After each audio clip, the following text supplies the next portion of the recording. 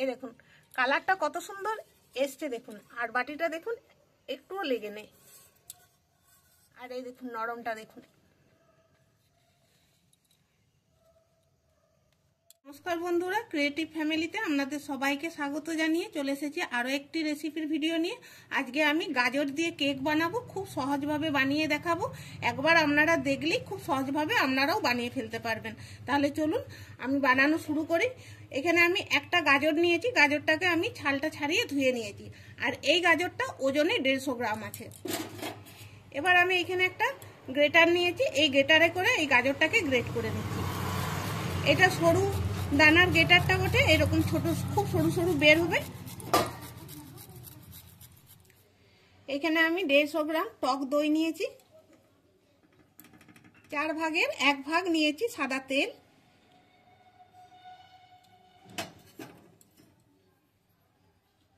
Half বাটি চিনির গুঁড়ো, হাফ বাটি দিচ্ছি গরুর দুধ। এইটা গরুর দুধটা আমি ফুটিয়ে ঠান্ডা করে রেখে দিয়েছি, তবে গরুর দুধের বদলে আপনারা চাইলে পাউডার দুধও ব্যবহার করতে পারেন। এবার এই সব উপকরণগুলো ভালো করে আমি মিশিয়ে নিচ্ছি। এখানে আমি গুঁড়ো চিনির ব্যবহার করেছি, আপনারা চাইলে গোটা চিনিটাও দিতে পারেন, তবে গুঁড়ো চিনিটা দিলে তাড়াতাড়ি গলে যায়। এটা খুব ভালো করে মিশিয়ে নিচ্ছি। এটা ভালো করে আমি মিশিয়ে নিয়েছি। এবার আমি এখানে 1 বাটি ময়দা নিয়েছি, এটা ওজনে আছে 150 গ্রাম। এটা দিয়ে দিচ্ছি। হাফ বাটি নিয়েছি সুজি, এই সুজিটা ওজনে আছে 100 গ্রাম।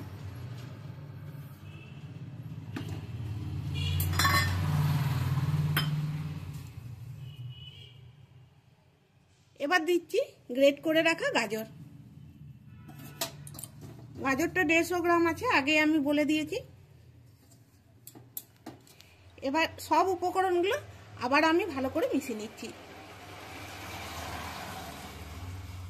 এই কেকটা বানানো খুবই সহজ, আপনারা যে কেউ বানিয়ে নিতে পারবেন খুবই সহজভাবে। আমি এখানে টক দই দিয়ে বানাচ্ছি, আপনারা চাইলে দইটা বাদ দিয়ে পুরোটাই দুধ দিয়ে বানাতে পারবেন। এটা ভালো করে মিশিয়ে নিয়েছি। এবার দিচ্ছি অল্প একটু নুন। কেকে একটু নুন দিলে মিষ্টির ব্যালেন্সটা ঠিক থাকে আর খেতেও খুব সুন্দর লাগে। নুনটা দিয়ে খুব ভালো করে মিশিয়ে নিচ্ছি। এখন ব্যাটারটা খুব ঘন লাগছে, এখন আমি জল টল কিচ্ছু দেবো না বা দুধও দেবো না। এবার এটাকে আমি মোটামুটি 20 মিনিটের মতো রেস্টে রেখে দিচ্ছি, তবে হাতে সময় থাকলে আধ ঘন্টা রেখে দিলে আরো বেশি ভালো হয়। এবার আমি ব্যাটারটা দেখাচ্ছি আপনাদেরকে। এ দেখুন ব্যাটারটা ঘন লাগছে খুব। এবার আমি একটু জল দিচ্ছি, এখানে আমি 1 বাটি জল নিয়েছি, একটু একটু করে আমি দিয়ে ব্যাটারটা ঠিক মতো তৈরি করে নিচ্ছি। জলটা দিয়ে আমি 5 মিনিটের মতো ভালো করে এইভাবে আমি নেড়ে নিয়েছি। আর যেদিকে আমি নাড়ছি একই দিকে আমি নাড়ছি। যেদিকে নাড়বেন একভাবেই নাড়বেন, এরকম উল্টাভাবে নাড়বেন না। আর যত এটা ভালো করে মাখা হবে তত ভালো কেকটা তৈরি হবে। এবার আমি দিচ্ছি 1 চামচ বেকিং পাউডার, হাফ চামচ দিচ্ছি খাবার সোডা, দিচ্ছি 2টো এলাচের গুঁড়ো, ছোট এলাচ 2টো গুঁড়ি রেখেছি। এলাচের গুঁড়ো দিলে আপনারা চাইলে ভ্যানিলা এসেন্স দিতে পারেন। এর মধ্যে অল্প একটু জল দিচ্ছি। এখানে আমি 1 বাটি জল নিয়েছিলাম, হাফ বাটি জল এটাতে লেগেছে, তবে আমি জলটা দিলাম, আপনারা জলের পরিবর্তে দুধ দিতে পারেন। এবার ভালো করে আমি মিশিয়ে নিচ্ছি। চিনিটা আপনারা পছন্দ মতো করে নেবেন, কম বেশি করে নেবেন, যে যেরকম মিষ্টি খেতে পছন্দ করেন। আর আমি এখানে ময়দা দিয়ে বানিয়ে দেখাচ্ছি, আপনারা চাইলে গমের আটা দিয়েও এটা বানাতে পারবেন, আবার আটা ময়দা দুটো মিক্স করেও বানাতে পারবেন। এটা ভালো করে মিশিয়ে নিয়েছি। আর বেকিং পাউডার খাবার সোডা দেওয়ার পর খুব বেশিক্ষণ এটা আমি নাড়িনি, মিশাতে যতটুকু সময় লেগেছে ততটুকুই আমি নেড়েছি। এবার এটার ঘনত্বটা দেখুন, এই দেখুন এইরকম ঘনত্বে আমি রেখেছি, খুব একটা পাতলাও রাখিনি আবার খুব একটা গাঢ়ও রাখিনি। এবার এখানে আমি একটা অ্যালুমিনিয়ামের বাটি নিয়েছি, এটাতে করেই আমি কেকটা বানাবো। দিচ্ছি সাদা তেল। এবার ব্রাশে করে বাটির চারদিকটা বুলিয়ে নিচ্ছি ভালো করে। বাটিটাতে খুব ভালো করে আমি তেলটা মাখিয়ে নিয়েছি। এবার এই ব্যাটারটা আমি এতে ঢেলে দিচ্ছি। এখানে আপনারা খেয়াল করুন, ব্যাটারের ঘনত্বটা ভালো করে বুঝতে পারবেন। এবার বাটিটা একটু আমি ঠুকে দিচ্ছি এইভাবে, ভিতরে হাওয়া ঢুকে থাকলে বেরিয়ে যাবে আর খুব সুন্দর সেটও হয়ে যাবে। কড়াই বসিয়ে আমি নুন দিয়ে দিয়েছি। এখানে নুনটাও গরম হয়ে গেছে, নুনের পরিবর্তে আপনারা নদীর বালিও দিতে পারেন। এবার একটা স্ট্যান্ড বসিয়ে দিচ্ছি। এবার কেকের বাটিটা বসিয়ে দিলাম। এবার একটা ঢাকা দিচ্ছি আর গ্যাসের আঁচটা একদম ফুল রেখে এটা 10 মিনিট আমি হতে দেবো। এবার বন্ধুরা 10 মিনিট পর আপনাদেরকে দেখাচ্ছি, একদম ঘড়ি ধরে 10 মিনিট পর দেখাচ্ছি। আর এই দেখুন 10 মিনিটে এই অবস্থাটাতে এসেছে, মানে এতটা ফুলেছে। এবার আমি গ্যাসের আঁচটা মিডিয়ামে করে রেখে বেশ কিছুক্ষণ হতে দেবো, তারপর আবার আপনাদেরকে দেখাবো আমি কতক্ষণ রেখেছিলাম। ঠিক আছে, বেশ কিছুক্ষণ পর আপনাদেরকে দেখাচ্ছি। আর এই দেখুন কেকের কালারটা অনেকটাই চেঞ্জ হয়ে গেছে। আর এই দেখুন কেকটা হয়ে গেছে একদম, আর কতটা নরম হয়েছে দেখুন। আমি একটা খাটি নিয়ে দেখিয়ে দিচ্ছি।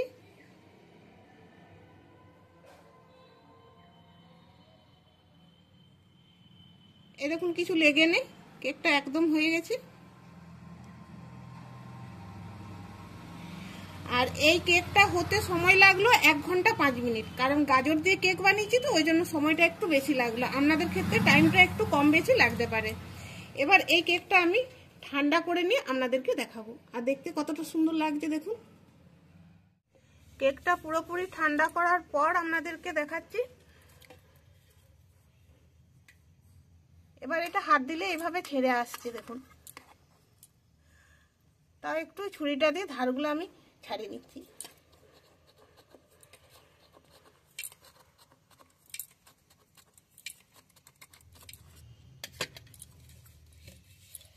এবার এই থালাটাতে আমি এটা ছাড়িয়ে নিচ্ছি।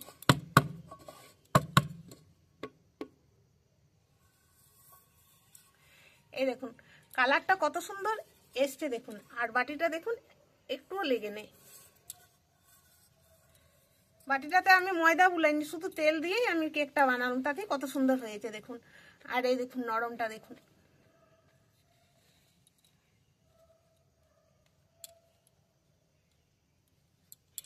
এবার এটাকে আমি কেটে দেখাচ্ছি, উল্টো দিকে আমি কাটছি। আমি এইভাবে করে কাটছি, এরকম পিস পিস করে কাটবো। আপনারা আপনাদের পছন্দ মতো করে কেটে নেবেন।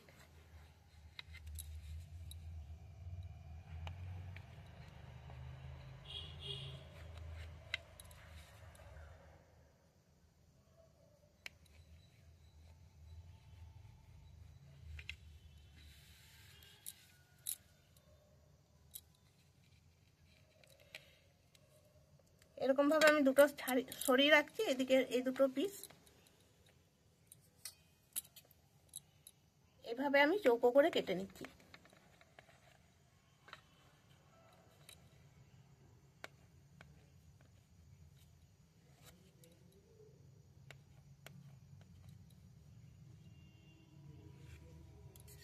এবার যে পিসগুলো সরিয়ে রাখলাম সেটাও আমি কেটে নিচ্ছি।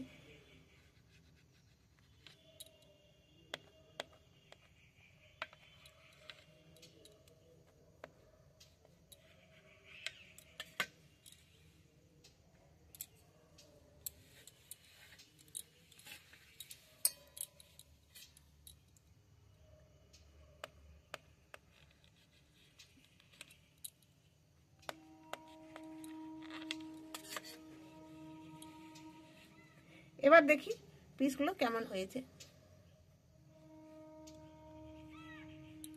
এই দেখুন